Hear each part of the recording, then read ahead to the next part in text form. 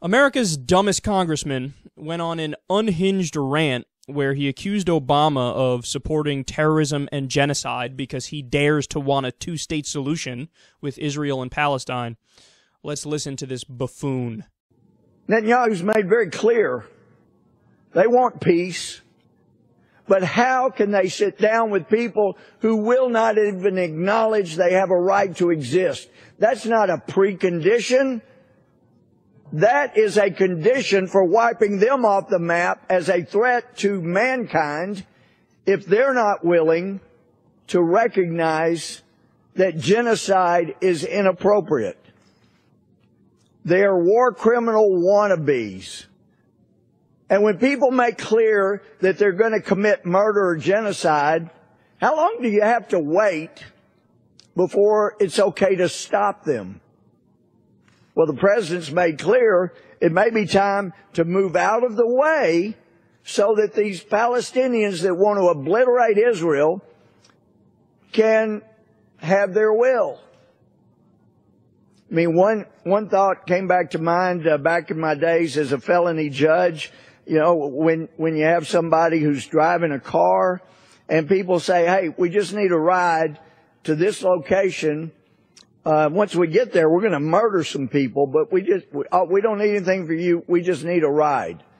The person that drove that car, knowing that those people made those comments about wanting to kill people when they get to that location, they're also guilty of murder. So I'm not accusing anybody. I'm raising questions. So if the United States says here, Palestinian terrorist groups, we want to provide you the vehicle to have a powerful place right in the middle, a huge section of Israel. We want to give you that place. And you've made clear, we know, you've made clear once you're there, you're going to wipe out Israel. Does that make the United States leaders that facilitate that, does that make them accessories? Just asking. Mr. Speaker, you can advise the parliamentarian. I'm not accusing anybody. I'm just asking the question. The president needs to be advised by somebody that people are threatening murder, genocide, and those are not the people whose side we should be on trying to accommodate to reach that goal. I'm just asking if President Obama agrees with Palestinian terrorists and if President Obama is on the side of allowing a genocide. I'm just asking. I'm not accusing anybody. I'm just asking. And how can we, I mean, come on. We cannot work with anybody who's claimed, I want to do violence to the other side. I don't believe in their right to exist.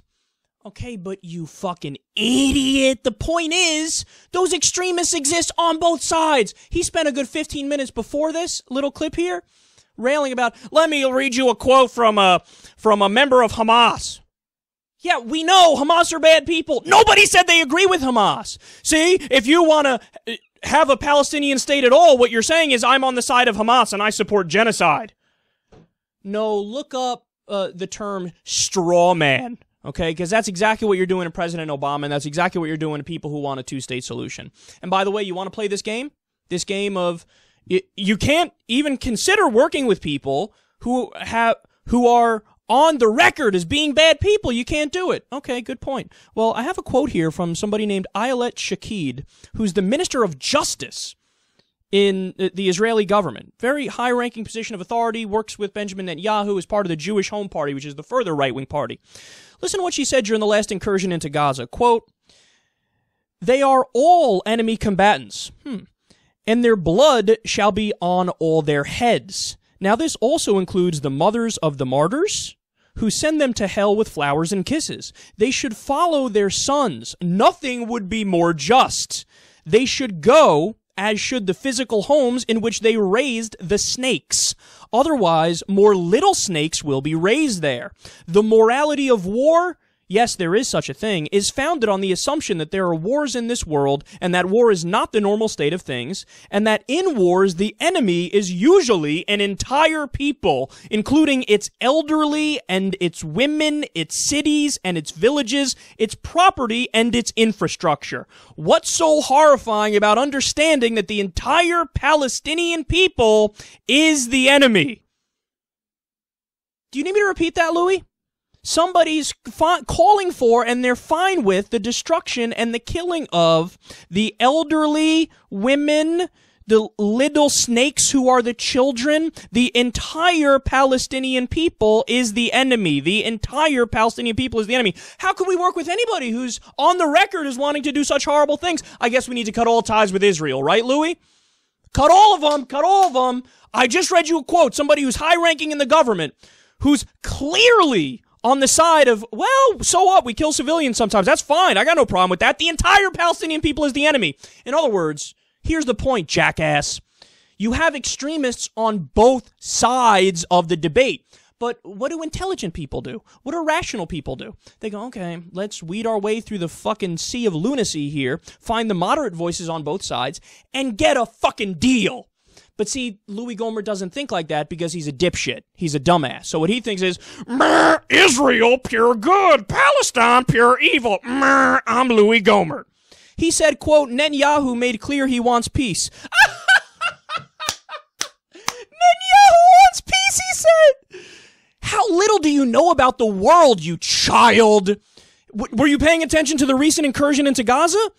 Where, according to the UN, first of all, thousands of people died. Over 2,000 people died. Depending on which numbers you believe, investigative journalists or the UN, between 60 and 80% of the people who were killed were civilians. 500 children died. They attacked hospitals. They attacked schools. All things totally not allowed. Imagine if the Palestinians did it to them. International outrage. But since it's our ally, we're like, well, they meant well. Oh, really? That's the argument? It's cool because they meant well?